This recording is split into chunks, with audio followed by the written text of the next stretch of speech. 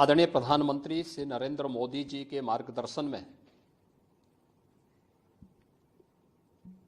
देश की नई संसद में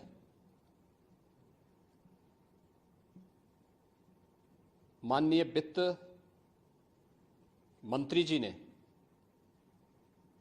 देश का आम बजट प्रस्तुत किया है। यह बजट सर्वस्पर्शी, सर्वसमावेशी, विकासोन्मुख 140 करोड़ भारतवासियों की आशा, आकांक्षा और अमृत काल के संकल्पों को पूरा करने वाला सिद्ध होगा।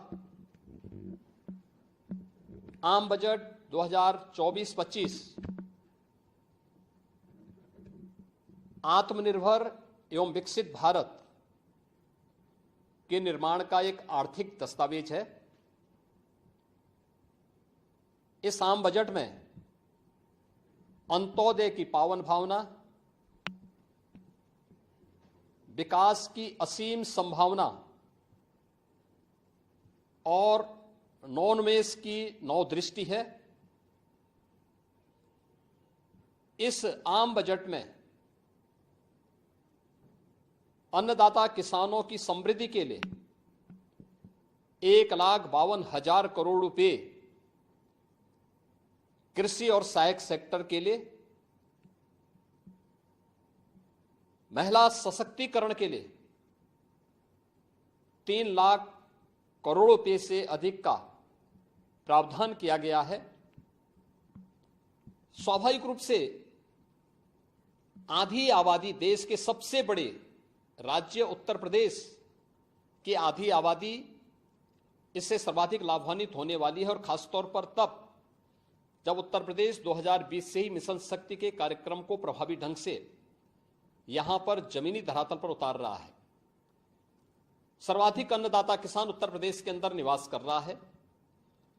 उन अन्नदाता किसानों की समृद्धि में आज संसद में प्रस्तुत आम बजट बड़ी भूमिका का निर्वहन करने वाला है। युवाओं के लिए लाखों नौकरियों के साथ साथ मध्यम वर्गीय परिवार के लिए प्रत्यक्ष कर यानी इनकम टैक्स में जो नए टैक्स स्लैब की घोषणा हुई है, ये सभी अभिनंदनीय है, स्वागत योग्य है। इस पूरे बजट को अगर मैं कह सकता हूं कि यह बजट भारत को $5 ट्रिलियन की इकोनॉमी में बदलने के संकल्प के साथ ही दुनिया के ग्रोथ इंजन के रूप में भारत की भूमिका को और विकसित भारत की संकल्पना को साकार करने का एक आर्थिक दस्तावेज के रूप में यह देश की संसद में प्रस्तुत किया गया है।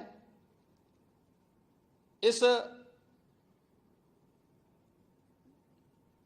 140 करोड़ जनता जनार्दन के लिए समर्पित, उनकी आशा, उनकी आकांक्षा और अमृत काल के संकल्पों को पूरा करने वाले इस बजट के लिए मैं आदरणीय प्रधानमंत्री जी के प्रति आभार व्यक्त करता हूं। माननीय केंद्रीय वित्त मंत्री माननीय श्रीमती निर्मला सीतारमण जी को और उनकी पूरी टीम का मैं अभिनंदन करता हूं। मध्यम वर्ग को राहत देने के लिए इस आम बजट में जो उपाय किए गए उसको लेकर क्या कहना है? देखिए, मध्यम वर्गीय परिवार में टैक्स के बारे में सबसे बड़ी छूट आज उपलब्ध हुई है, और ये लंबे वर्ष समय से ये मांग चली आ रही थी। 3 लाख तक के प्रत्यक्ष कर यानी इनकम टैक्स में कोई भी टैक्स नहीं लगेगा। इसके साथ साथ अन्य जो स्लैब भी दिए गए हैं वे काफी राहत भरे हैं।